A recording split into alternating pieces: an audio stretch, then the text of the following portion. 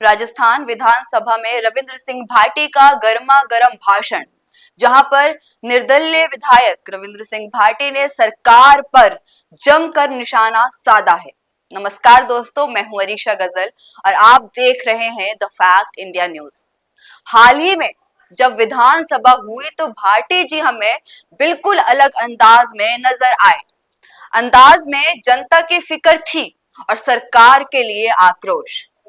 मामला जुड़ा है कोचिंग इंस्टीट्यूट और छात्र के जो आत्महत्या है जैसे कि सेंसिटिव मुद्दों पर। और आखिर भाटी ने सदन में क्या कहा और इस बहस का जो भविष्य होगा हमारे युवाओं और एजुकेशनल सिस्टम पर, उसका असर कितना पड़ेगा, आइए इस वीडियो में स्टेप बाय स्टेप इस चीज को समझते हैं। भाटी ने कहा कि ये जो नया बिल लाया गया है वो असल में छात्र को बचाने के लिए होना चाहिए था, लेकिन हकीकत में इसे कोचिंग सेंटर को बचाया जा रहा है। अब मैं आपको बताती हूं कि ये जो कोचिंग सेंटर का बिल है वो क्या है और कोचिंग सेंटर को कैसे बचाया जा रहा है। असल में राजस्थान सरकार ने हाल ही में एक कोचिंग रेगुलेशन के ऊपर बिल को इंप्लीमेंट किया था। विधानसभा में बिल पेश किया गया। इसका मकसद था कि कोचिंग सेंटर को एक अच्छे नियम के साथ चलाया जाए ताकि जो छात्र के ऊपर अननेसेसरी दबाव बन रहे हैं कोचिंग सेंटर की वजह से वो कम हो पाए। आत्महत्या जैसी घटनाओं जो हो रही है लगातार, उनको हम रोक पाए और कोचिंग का माहौल जो है वो थोड़ा सुरक्षित और कंट्रोल बनाया जाए। इसके लिए राजस्थान ने एक बिल को इम्प्लीमेंट करने की कोशिश करी है।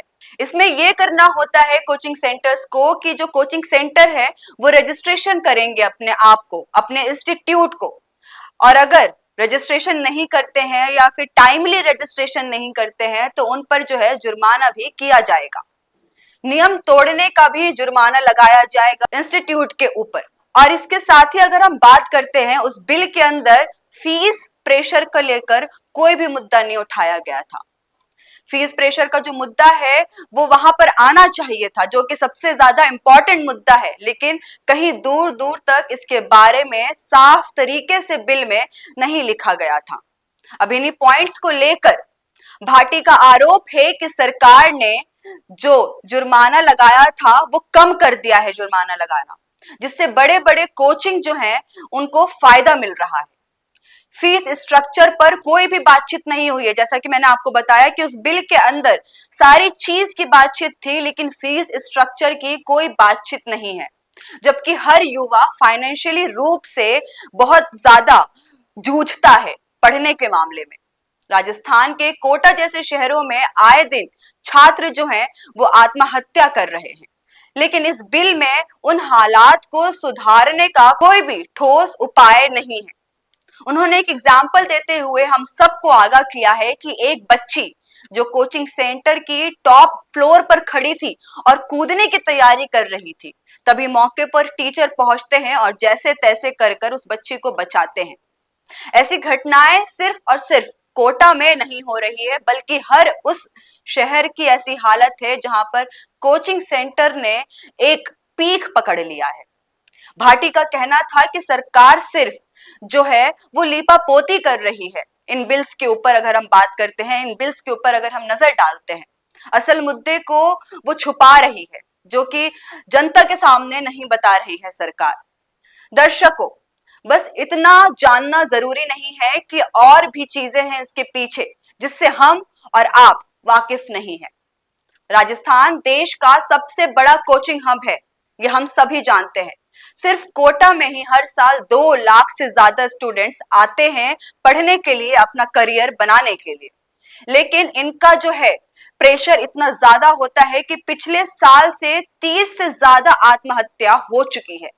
30 से ज्यादा आत्महत्या दर्ज भी हो चुकी है। इसी के साथ सरकार ने बिल लगाकर कहा कि इसको जो है सिस्टमैटिक तरीके से रेगुलेट किया जाएगा, लेकिन हकीकत और जमीनी तौर पर हम देखें तो बिल में बड़े कोचिंग का जो मालिक होता है उसको ज्यादातर छूट दिया गया है, यानी बड़े कोचिंग का जो मालिक होता है उसके फायदे की बात करी गई है।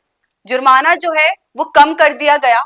इसी के साथ एक कोचिंग के अंदर सजेशन बॉक्स होता है जिसको हम शिकायत पेटी कहते हैं, उसको सिर्फ और सिर्फ एक फॉर्मेलिटी के तौर पर रखा गया है, लेकिन असल में कोई कार्रवाई नहीं होती है उस सजेशन बॉक्स में। एक कंप्लेन जाने के बाद भी जिला स्तर की कमेटियां बैठती हैं और पब्लिक रिप्रेजेंटेटिव की जो भागीदारी होती है वो सब नहीं रखी जाती है इस कोचिंग सेंटर के अंदर। सब कुछ अफसरशाही है और लोग इंटरनली डिस्कस करके एक डिसीजन ले लेते हैं। यही कारण है कि भाटी ने यह सवाल जो है विधानसभा के अंदर उठाया है, क्या लोकतंत्र सिर्फ अफसर चलाएंगे या फिर जो पब्लिक रिप्रेजेंटेटिव होते हैं उनका भी कोई रोल है। रुकिए, कहानी यही खत्म नहीं होती है और सबसे बड़ा मुद्दा जो है वो फीस कंट्रोल को लेकर भाटी जी ने खड़ा किया है विधानसभा के अंदर। आज कोचिंग जो है वो फीस लाखों में ले रही है। एक मिडिल क्लास फैमिली, गांव से आने वाला बच्चा अगर पढ़ने के लिए आता है तो उसकी जो परिवार की जो कुंजी होती है वो पूरी तरीके से कर्ज में डूब जाती है। बिल में इस पर कोई भी चर्चा नहीं हमें दिखाई दी है दूर दूर तक, और ना ही किसी सरकार ने इसके बारे में बात किया है।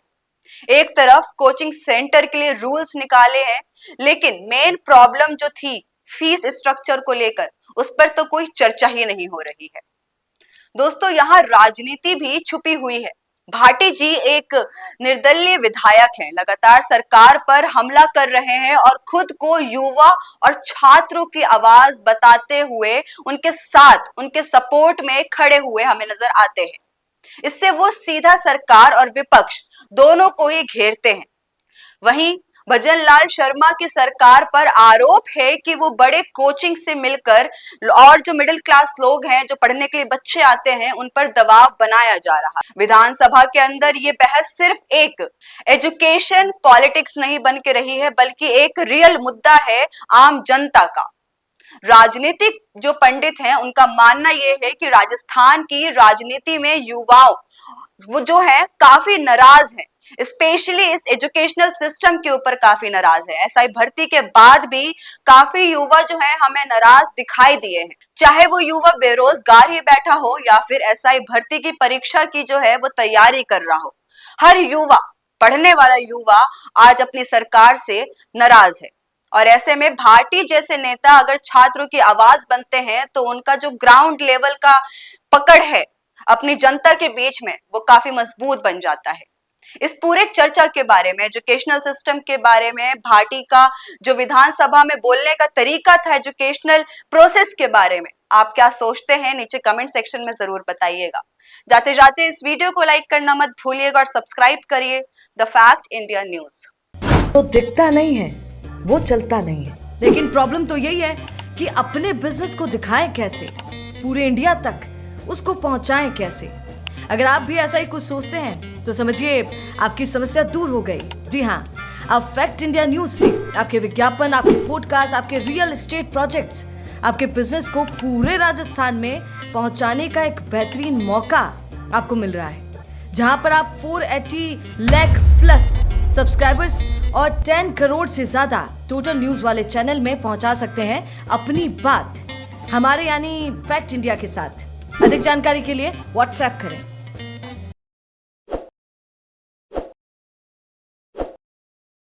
ताज़ा खबरों के लिए विजिट करें द फैक्ट इंडिया की वेबसाइट और डाउनलोड करें द फैक्ट इंडिया ऐप।